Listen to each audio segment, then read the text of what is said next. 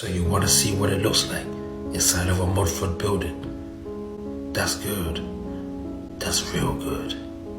But first, I want to point out that all Mudflood buildings have steps that lead up to the front door or steps that lead down. And the reason why is because they've had to make alterations to the building. And they'll always have a date on it, sometime in the 1800s. But if you notice, on the left or right hand side of the door, you have windows. And below, you have bricked out windows. And this is what it looks like on the other side.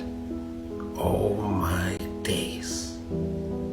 Damp, dirty, rusty, and old. And this is another part of that same building. And I want you to notice the bricked out windows at the bottom, how they get smaller and smaller until you can't see them no more.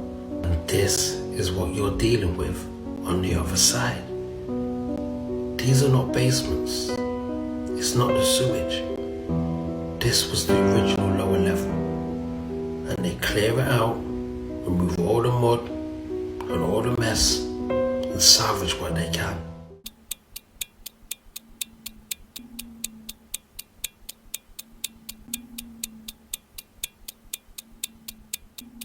Having no desire to ever join the latest social media platform craze, curiosity finally got the best of me and I signed up for an account on TikTok. The reason? To find out whatever type of information is being spread on this platform regarding the subject of Mudflood and Tartaria. Now, I know what you're thinking. You claimed you didn't want to be an anti-Tartaria channel, Woody. When it comes to research, what will be presented here is aimed to exercise critical thinking. And I believe this conversation is important, which is why I'm going to have it. I knew the subject of Tartaria existed on TikTok, where the average user age is under 25 years old. But I did not know to what extent and therefore wanted to see for myself. Videos not just with thousands or hundreds of thousands, but millions of views. One of the biggest channels is One Foul Wow 2, also known as the Bully Slayer, who has 220,000 followers. San Francisco, 1915, World Fair. Oh my days. This is the Palace of Fine Arts. Not much has changed. At the top is what it used to look like, and at the bottom that's what it looks like now. Doesn't look temporary to me. You see, I don't really believe they built that World Fair. I believe that's from the old world, the previous civilization. That's Tartarian architecture. We don't build like that. Now, some of you are probably thinking, this is great. The word on Tartaria is getting out to the youth and the truth can't be stopped. Fuck you, Woody. But before venturing further into this presentation, let's take a moment to recap the story behind TikTok, which for consecutive years has been the most downloaded app in the world. TikTok's parent company is ByteDance, with its headquarters in Beijing. Now, ByteDance wasn't just any old tech startup. It was a startup directed by a man named Zhang Yiming, and it was also a startup that was littered with Chinese officials. ByteDance was putting their money into creating the most powerful advanced AI technology imaginable. An AI system more advanced than anything seen before it. This was no accident. In this time, the Chinese government had a strong desire to make AI a priority in the race for global tech dominance. But why was China so obsessed with AI? Why was the Chinese government so involved with working with this unknown tech company? To answer this, let's take a quick look at what ByteDance's AI technology was capable of. On this news site, there wouldn't be a curated feed or editors controlling the flow of information. Headlines instead use specially made AI algorithms to select and push the news robotically, with the company never having to hire a single reporter or editor. To test this highly developed AI system, ByteDance released the app to the Chinese market. And almost immediately, the algorithm worked its magic.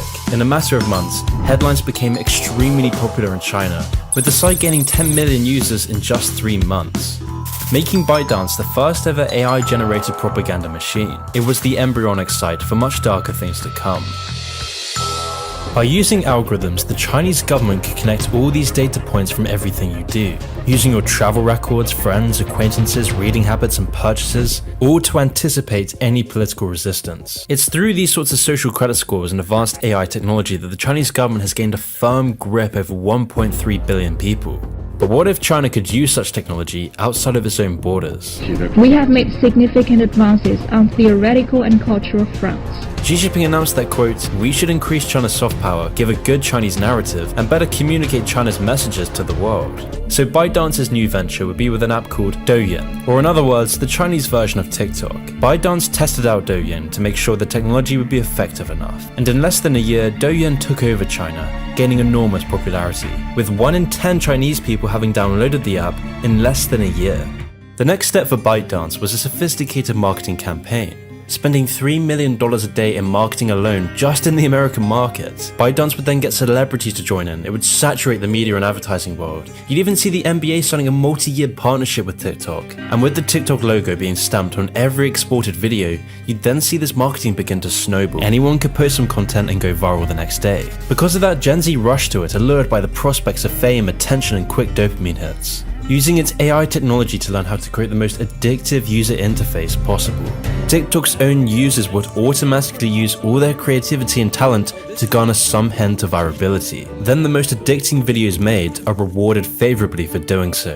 Once people catch on to which engagement tactics work, these videos are then copied over and over again. The most catchy songs are replicated over and over, creating the cycle of people who are addicted to chasing virality. And so in the case of TikTok, a video has to capture users' attention very quickly to cause them to watch the whole thing. If the video doesn't catch your attention within a couple of seconds, it's swiping onto the next one.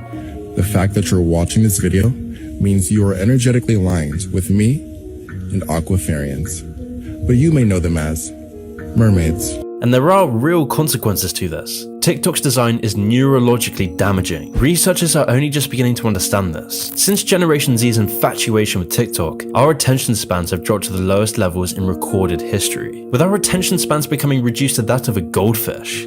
If China wanted TikTok to take over the globe, TikTok would need to tap into the human mind. Not only through social engineering tactics, but also through their users' data. Because this is where the real money behind TikTok lies. This is why TikTok is now considered a cyber threat.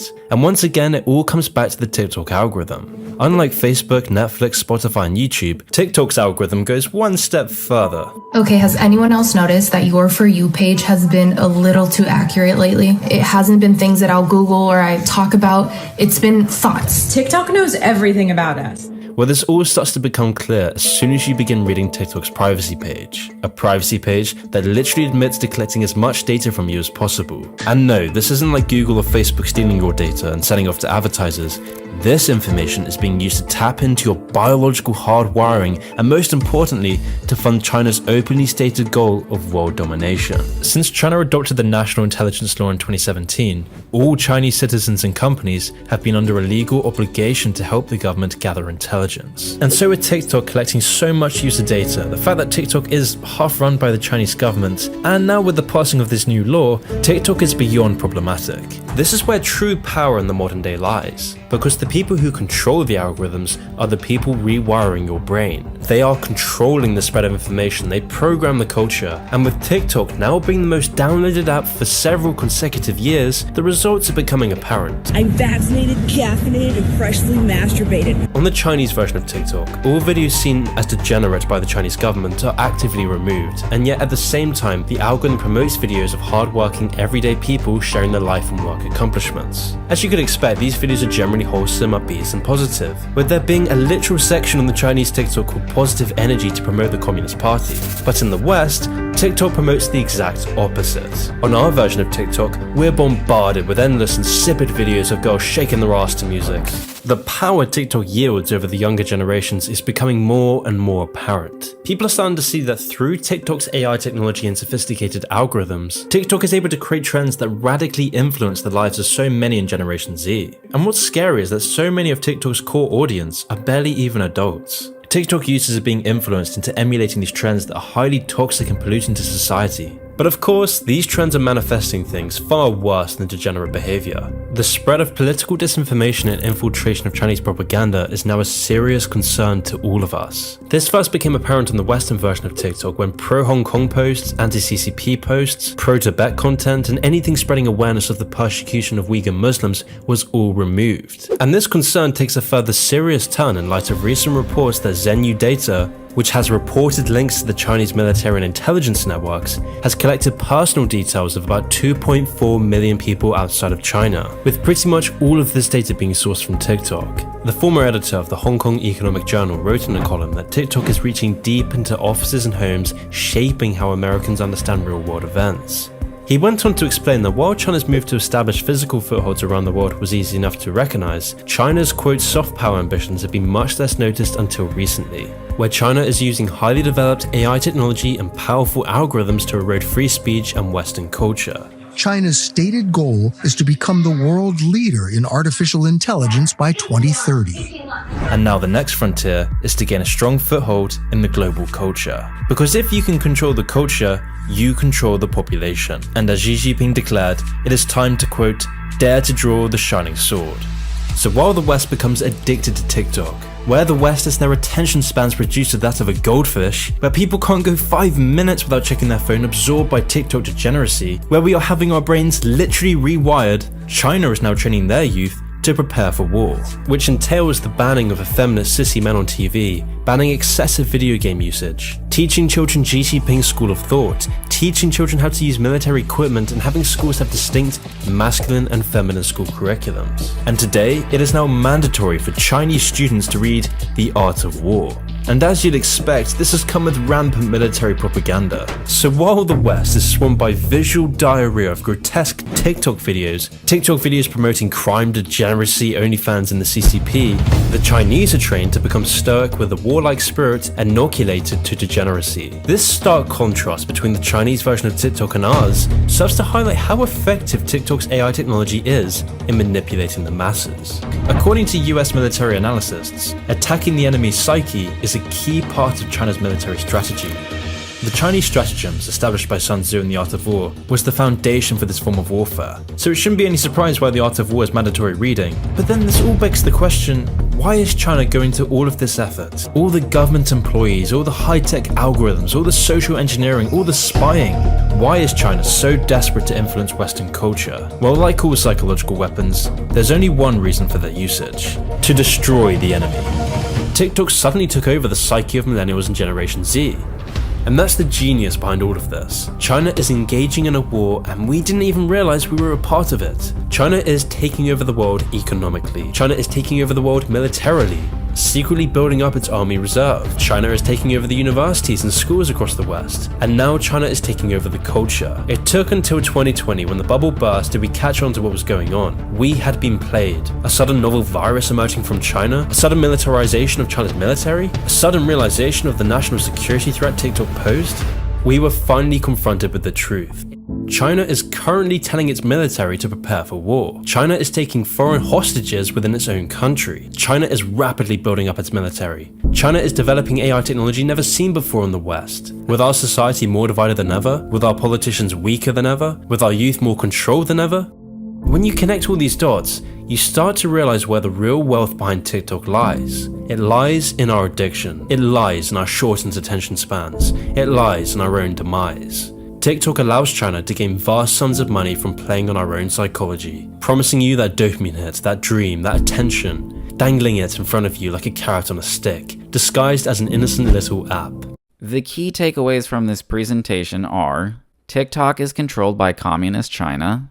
TikTok's AI algorithm censors any of the info the CCP doesn't want getting out. TikTok is a tool for cultural manipulation of the Western world's youth. The best evidence for this is the fact China's version of TikTok doesn't allow any degenerate behavior. Now, here's where things start to take a strange turn. This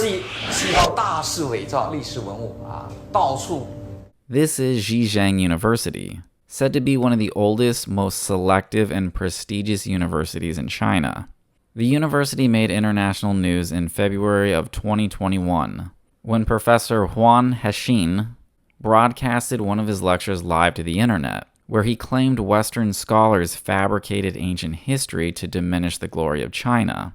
Western scholars elevated the status of ancient Egypt, Mesopotamia, and Indian civilizations at China's expense, Huan argues.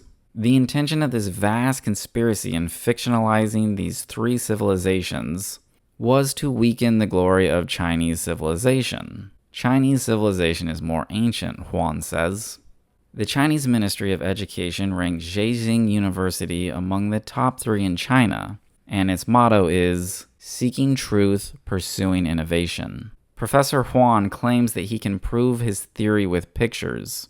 Huan emphasizes, this is a historical conspiracy, so I have to make a stand for a rectification for Chinese culture.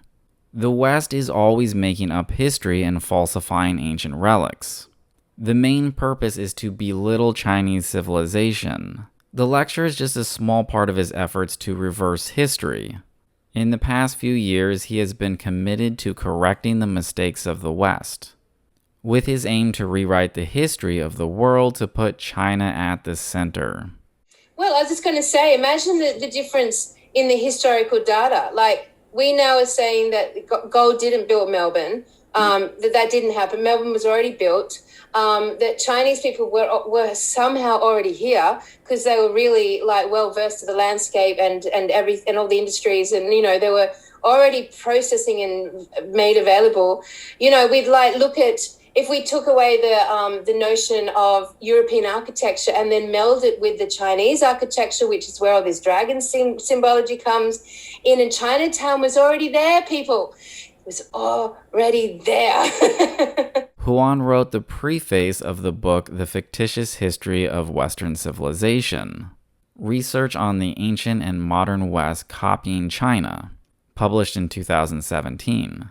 The book asserts that primitive Europe was brought into the civilization of the world by China, from which it obtained writing, navigation, technology, economy, bureaucracy, democracy, philosophy, and history. This is not the only book on this subject. In The Source of Civilization in the World of Great Harmony, written in 2012, author Du Gengzhen, and I'm probably butchering all these names, explains how human civilization originated in the southwestern region of China, and ancient Chinese people moved westward, creating ancient Greek and Roman civilizations. What these books have in common is that world history as we know it is merely a Western fabrication. There were no ancient civilizations outside of China.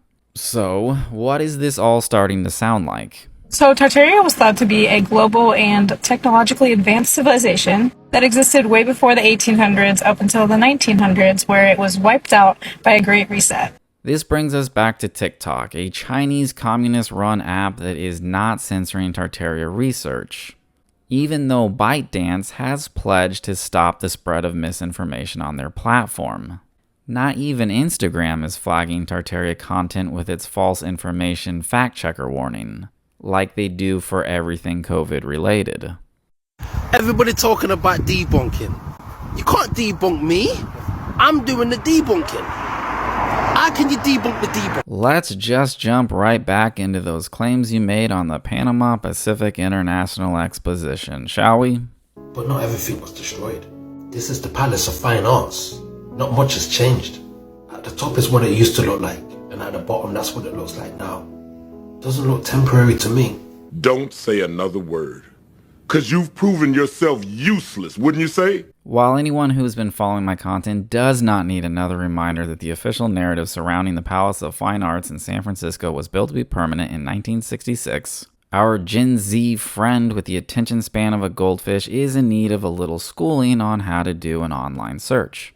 Even if you're under the influence, this 1966 construction is disinfo meant to cover up the truth. Ignoring this easy-to-research topic makes everyone questioning history look bad. A book published in the 1960s, along with multiple sites which are dated well before this online assumption was invented that the Palace of Fine Arts that stands today was the original structure, have always been readily available for you to look into. Never assume. When you assume, you make an asshole out of yourself. Now this don't make no sense. We can't even create these type of statues today. Here, one foul wow makes another error, as the artist Yago can and does this type of work with marble statues. In fact, I wouldn't be surprised if the Bully Slayer himself is using images referencing modern-day sculptures, since it appears he's finding whatever images exist on the internet and then cropping them. Here's an example of how easy it would be to pull off claiming Yago's work is ancient secret technology that we can't replicate today. There's no way anyone could do anything like that. Not today. That's the work of the old world. You can't play Call of Duty and be able to jack off to online porn and be able to master a craft like this today. Only the old world can do this. Believe me, I tried to not masturbate. It's impossible. If the sound of my voice isn't getting you wet, then surely the detail on these titties are doing something for you. There's no way.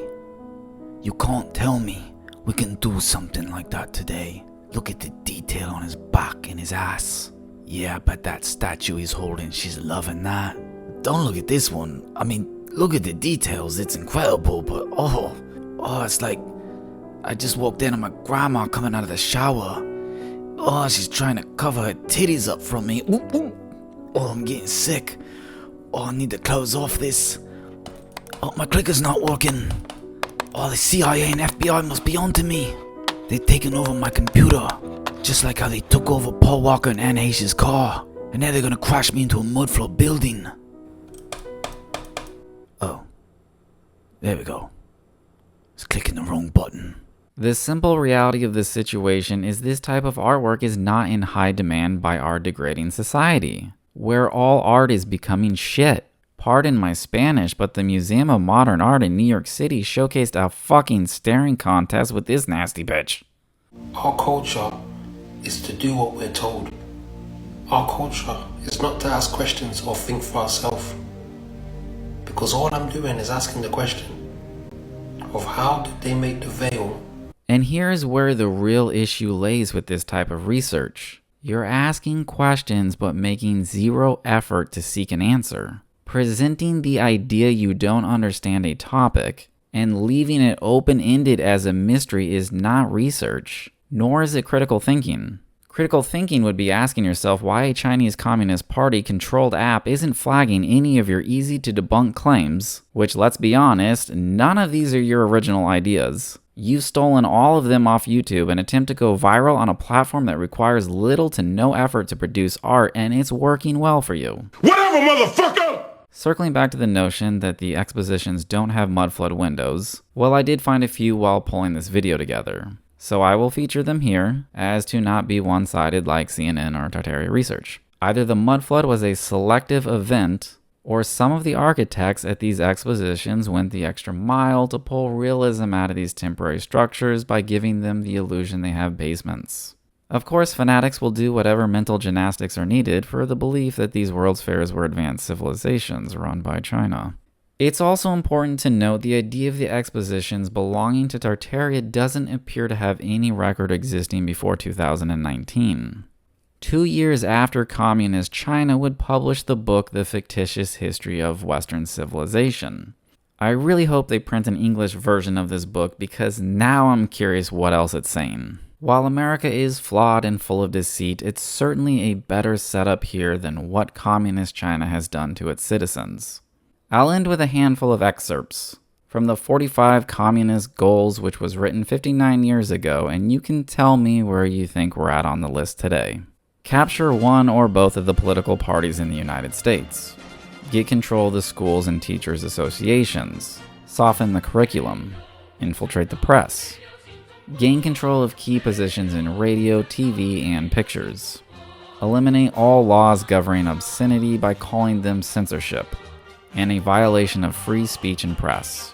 Break down cultural standards of morality by promoting pornography and obscenity in the media. Present homosexuality, degeneracy, and promiscuity as normal, natural, and healthy. Infiltrate the churches and replace revealed religion with social religion. Eliminate prayer or any phase of religious expression in the schools on the grounds that it violates the principle of separation of church and state. Discredit the American Constitution by calling it inadequate and old-fashioned.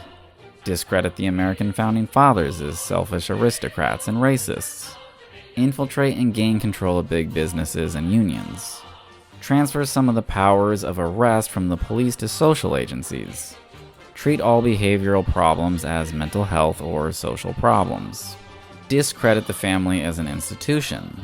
Encourage promiscuity and easy divorce. Emphasize the need to raise children away from the negative influence of the parents. Belittle American culture and discourage the teaching of American history.